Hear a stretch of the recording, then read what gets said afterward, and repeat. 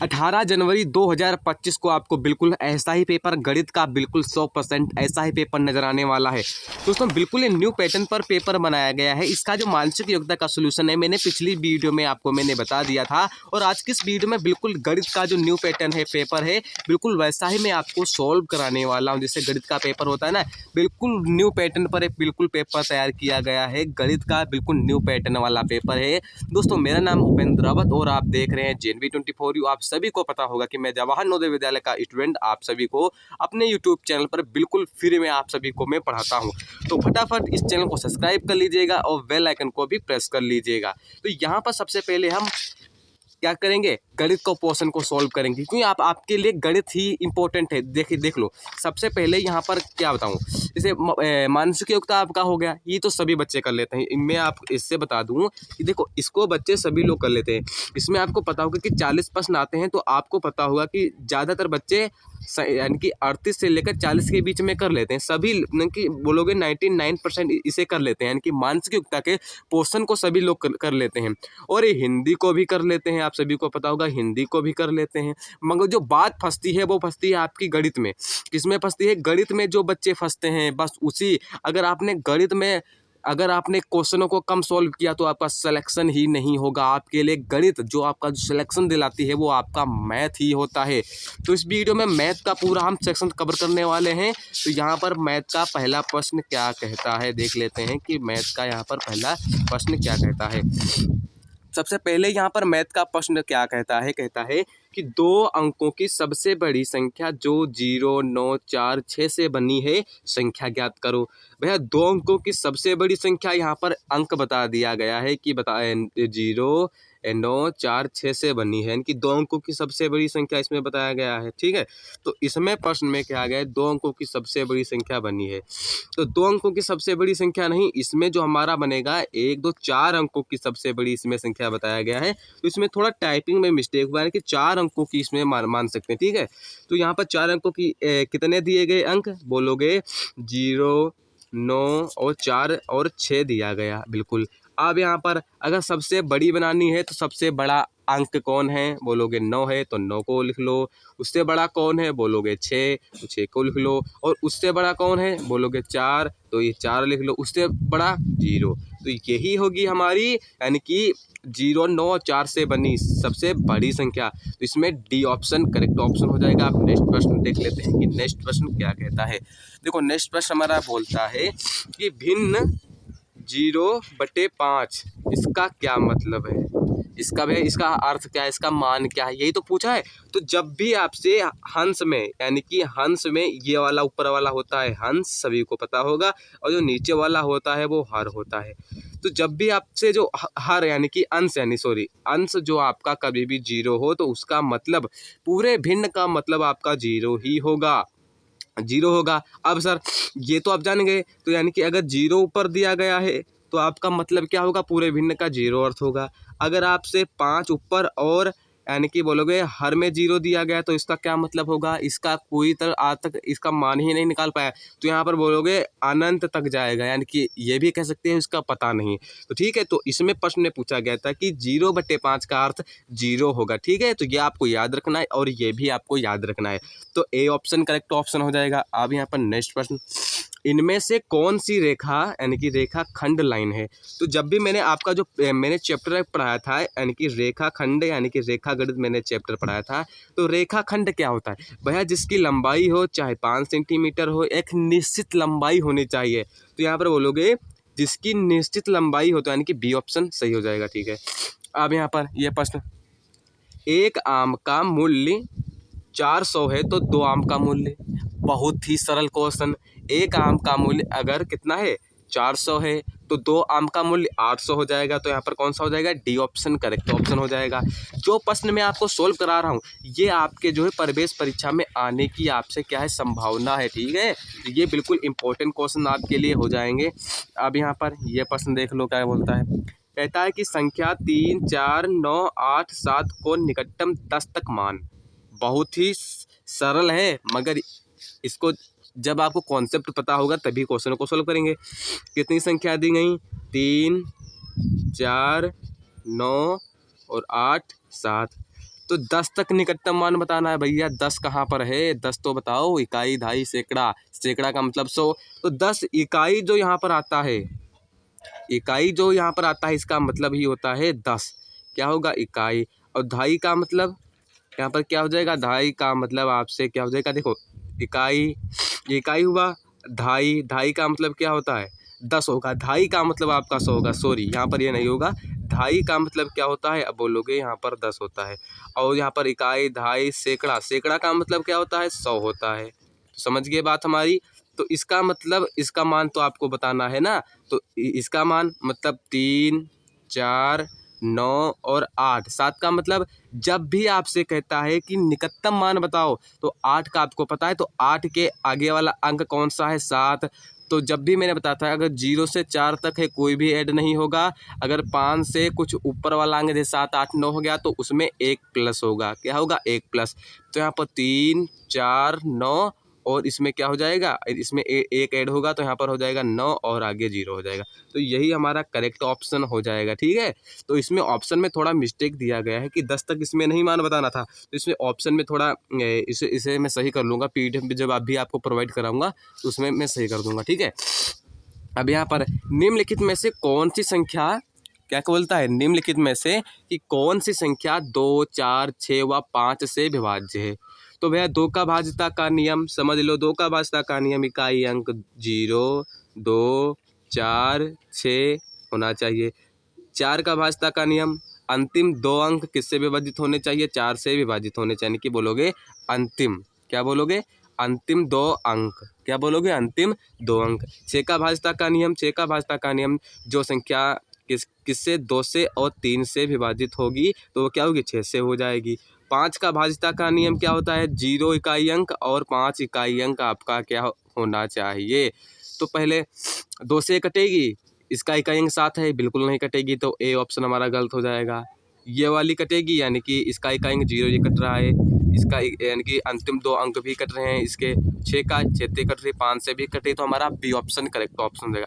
विभाज्य का मतलब होता है कि जो यहाँ पर बी संख्या है इसका, यानी कि 2 का भी भाग जाए, 4 का भी भाग जाए, 6 का भी भाग चला जाए, 5 का भी भाग चला जाए, तो ये होता है ना। मतलब अब यहाँ पर ये क्या कहता है, देखो प्रश्न कहता है कि 0.2 और 0.4 को भाग देने पर क्या आता है। तो यही तो आपको बताया गया है। तो सबसे पहले यहाँ पर इसके बट्टे में लिख लो, इसको भाग देना है ना। तो यहाँ पर ये, तो जब भी यहाँ पर आपसे, यहाँ पर देखो, यहाँ पर ये हो गया, तो एक दशमलव के बाद जब 2 यहाँ पर दिया गया तो यहाँ पर नीचे क्या हो जाएगा, 1 0 बढ़ जाएगा, क्योंकि 1 अंक है, इसको भी ऊपर 1 0 बढ़ जाएगा। तो यानी कि 2 और 4 गुणे 10 और इसके बटे में भी गुणे 10 हो जाएगा। अब सबसे पहले इसे काट दो, 1 यहाँ पर हो जाएगा, 2 यहाँ पर हो जाएगा, यहाँ पर 5 आ जाएगा। 5 एकम 5, 5 दूना 10 हो जाएगा। तो इसका मतलब क्या होगा, 2 हो जाएगा। तो सी ऑप्शन करेक्ट ऑप्शन हो जाएगा। तब यहाँ पर देखो 8 का, यानी कि यहाँ पर 48 प्रश्न कहता है कि 8 का कितनी बार लिखा जाए कि 40 मिले। तो इससे कहता है कि 8 + 8 + 8 + कितनी बार लिखा जाए कि 40 मिले। तो यहाँ पर क्या होगा, 8 पंचे 40, तो यानी कि 5 बार अगर हम 8 को लिखेंगे तो 40 मिलेगा। तो यहाँ पर सी ऑप्शन करेक्ट ऑप्शन हो जाएगा। तो ये प्रश्न मैं आपको सॉल्व कराता हूँ, बहुत ही मस्त क्वेश्चन है और आपकी प्रवेश परीक्षा में आता भी है। तो देखो कहता है कि उस लंबी से, यानी कि लंबी मेज की लंबाई कितनी होगी जिससे 1 मीटर 75 सेंटीमीटर, 4 मीटर 50 सेंटीमीटर और 6 मीटर 50 सेंटीमीटर को पूरा मापा जा सके। क्या बोलोगे, मापा जा सके। तो मापा जा सके मतलब इसमें आपको क्या निकालना होता है, जैसे कहता है कि अब मापा जा सके, तो जब भी कहता है कि पूरा मापा, क्या बोलता है, मापा, यानी कि मापा जा सके, तो उसमें आपको HCF निकालना होगा कि HCF, यानी कि आपको क्या निकालना होगा, मासा, यानी कि मसप निकालना होगा, यानी कि मासा बोलते हो ना। तो जैसे आप यहाँ पर अब सर बोलोगे कि 1 मीटर, यहाँ पर 1 मीटर 75 सेंटीमीटर दिया गया, तो इसका मतलब क्या हुआ, इसका मतलब यह हुआ, जैसे यहाँ पर 75, तो 1 मीटर और 75 सेंटीमीटर को एक ही बार में लिख लो, तो यहाँ पर क्या हो जाएगा, 175 हो जाएगा, ठीक है। दूसरा 450 हो जाएगा और तीसरा क्या होगा, 650 हो जाएगा। अब यहाँ पर इनको सभी को हमको निकालना है HCF। क्या निकालना है, HCF निकालना है। क्या निकालना है, HCF। HCF कैसे, अब 175 और कितना 50 से क्या करो भाग दे दो। तो यहाँ पर 50 यानी कि 175 दूना करेंगे तो यानी कि 5 दूना कितना हो जाएगा 10 हो जाएगा। यहाँ पर 1 आ जाएगा, 7 दूना 14, 1 15, हासिला 1 2, इसमें कितना आएगा 350 आ जाएगा। कितनी बार में 2 बार में। अब यहाँ से इसे घटा लो, यहाँ पर 0 0 1, 100 को आप यहाँ से 175 से भाग दे दो क्योंकि मासब निकालना आपको आना चाहिए, ठीक है। तो यहाँ पर 1, यहाँ पर 75 हो जाएगा, तो 75। अब 75 को जब 100 से भाग दोगे तो कितना आएगा 75 एकम 75, तो यहाँ पर आएगा 25। अब 25 को भाग देना है 75 से, क्योंकि देखो जो इसमें भागफल आता है जो है सॉरी जो यहाँ पर शेष फल आता है उसको भी आपको इसमें भाग देना होता है। तो यहाँ पर क्या होगा 25 तिये 75, कितना होगा 25 तिये, यहाँ पर पूरा कर गया तो हमारा जो HCF आया वो 25 आया। तो इसमें क्या हो जाएगा 25 सेंटीमीटर हमारा हो जाएगा। तो इसमें ए ऑप्शन सही हो जाएगा आपका। अब यहाँ पर 50वां प्रश्न कहता है कि एक समान भिन्न कहलाता है। एक समान भिन्न का मतलब भैया देखो यहाँ पर 2 3 3 है, तो इसके बटे में 4, इसके बटे में भी 4, एक इसके बटे में भी 4, तो इसका क्या भिन्न कहलाता है, जो सब एक समान भिन्न कहलाता है। क्या कहलाता है कि एक समान ये भिन्न कहलाता है सभी आपका, ठीक है। एक समान भिन्न कहलाता है तो जिसका यानी कि जिसके हर समान हो, तो इसमें सी ऑप्शन करेक्ट ऑप्शन हो जाएगा, ठीक है। अब यहाँ पर ये प्रश्न देख लेते हैं। ये प्रश्न क्या बोलते हैं, देखो कहते हैं कि 2 अंकों की सबसे बड़ी अभाज्य संख्या। तो बहुत ही सरल क्वेश्चन, 2 अंकों की अभाज्य संख्या 97, 3 अंकों की अभाज्य संख्या 997। तो उसमें आपको इसे 3 अंकों की सबसे बड़ी संख्या कहता है तो 999 हो जाता है, और यहाँ पर 2 अंकों की कहता है तो 99 हो जाता है, मगर अभाज्य संख्या कह रहा है तो 97 हमारी हो जाएगी। अब यहाँ पर इस प्रकार के भी प्रश्न इस बार आएंगे क्योंकि पिछली बार भी आए थे और इस बार भी आएंगे, तो ये आपको समझना होगा। इसमें दिया गया है कि एक खेत में इनकी पसंदीदा फलों की तालिका नीचे दी गई है। किसान के लिए फसलों की तालिका के अनुसार किस वर्ष सबसे ज़्यादा इनकी फसल कब पैदा हुई। तो यहाँ पर महीने दिए गए हैं 12 महीने, 24 महीने, 120 महीने और 6 महीने और 36 महीने। तो 12 महीने में 1 साल, 24 महीने में 2 साल, 120 में कितने होगा कितना 10 वर्ष हो जाएंगे, यानी कि 10 साल हो जाएंगे, 6 वर्ष, तो इसको जब कन्वर्ट करोगे तो वो हो जाएगा 36 में 12 36 यानी कि 3 वर्ष हो जाएगा। और फसल दी गई है और किलोग्राम में दी गई है। गन्ना जो था 1 वर्ष में कितना हुआ था, इसमें वर्ष में दिया गया, तो गन्ना 1 वर्ष में 100 किलोग्राम हुआ, यानी कि 1 कुंटल कह सकते हैं। यानी कि 2 साल में धान 80 किलोग्राम हुआ। और सबसे ज़्यादा क्या बोल रहा है कि इसमें सबसे पहले प्रश्न को समझो, सबसे ज़्यादा फसल कब पैदा हुई। भैया जब महीने ज़्यादा होंगे तो फसल भी ज़्यादा पैदा होगी, बोलोगे सही बात है। तो देखो इसमें जो है 100 यानी कि बोलोगे इसमें 10 वर्ष में मटर 40 किलोग्राम पैदा हुई। तो 12 सबसे देखो इसमें 100 kilogram, 80 kilogram, 40 kilogram, 68 kilogram, 40 kilogram, सबसे ज़्यादा कब किसकी फसल पैदा हुई, बोलोगे यहाँ पर गन्ना की पैदा हुई। तो किस वर्ष, यानी कि 12 महीने, 12 महीने का अर्थ 1 वर्ष, तो बोलोगे 1 वर्ष, तो कितनी हो जाएगी 1 वर्ष इसमें हो जाएगा, 1 वर्ष गन्ना पैदा हुआ। तो यहाँ पर सी ऑप्शन करेक्ट ऑप्शन हो जाएगा, ठीक है। क्या हो जाएगा, सी ऑप्शन करेक्ट ऑप्शन हो जाएगा। अब यहाँ पर ये प्रश्न आपसे क्या बोलता है, यह प्रश्न बोलता है कि एक खिलौने 60 में खरीदने पर 25% का यानी कि 25% लाभ पर बेचा जाता है खिलौने का क्रय मूल्य। क्या बोलता है आपसे, क्रय मूल्य बताना है। क्रय मूल्य कैसे ज्ञात करोगे भैया, क्रय मूल्य तो कैसे ज्ञात करोगे, तो ऊपर हो जाएगा विक्रय मूल्य, ठीक है, विक्रय मूल्य गुणे परसेंटेज प्लस प्रॉफिट, यानी कि लाभ, परसेंटेज आपको जोड़ देना है और इसके बट्टे में 100 हो जाएगा। विक्रय मूल्य कितना था 60 गुणे 100 और परसेंटेज लाभ कितना 25 को जब 100 में ऐड करोगे तो कितना 125, ठीक, इसके बटे में 100। तो 1 0 से 1 0, 2 पंचे 10, 25 पंचे 100, यहाँ पर कितना होगा 2 कम 2 3, तो यहाँ पर 25 3 75। तो देखो क्या कहता है, तो कहता है कि 0.25 प्लस 0.50 भाग 0.25 गुणे 4/9, इसका मतलब क्या। तो सबसे पहले आपको पता होगा, यहाँ पर कई बार आपने इस क्वेश्चन को मैंने सोल्व कराया है। देखो ब्रैकेट 0.25 प्लस 0.50 भाग 0.25, पहले भाग को सोल्व करो, इनको सोल्व करोगे तो कितना आएगा। तो इनको मैं एक दूसरे पेज पर मैं सोल्व करता हूँ तो कितना आ रहा है देख लेते हैं। यहाँ पर देखो 0.50 0.25, जब नेक्स्ट में जाओगे तो यहाँ पर पहले दशमलव को हटाना होता है, तो यहाँ पर 50 आ जाएगा, यहाँ पर 25 आ जाएगा। तो यहाँ पर 2 अंक के बाद यहाँ पर देखो दशमलव के इस साइड कितने अंक हैं 2, तो यहाँ पर गुणे में कितने आए जाएंगे, तो यहाँ पर 2 जीरो आ जाएंगे। अब यहाँ पर इस खाले देखोगे 25, यहाँ पर 2 अंक हैं, दशमलव के आगे 2 अंक हैं, तो ऊपर भी 2 जीरो। 100 से 100 कैंसिल, 25 से कम 25, 25 दूना 50। तो इनका जो अर्थ आया वो कितना आया, पहले ये समझो।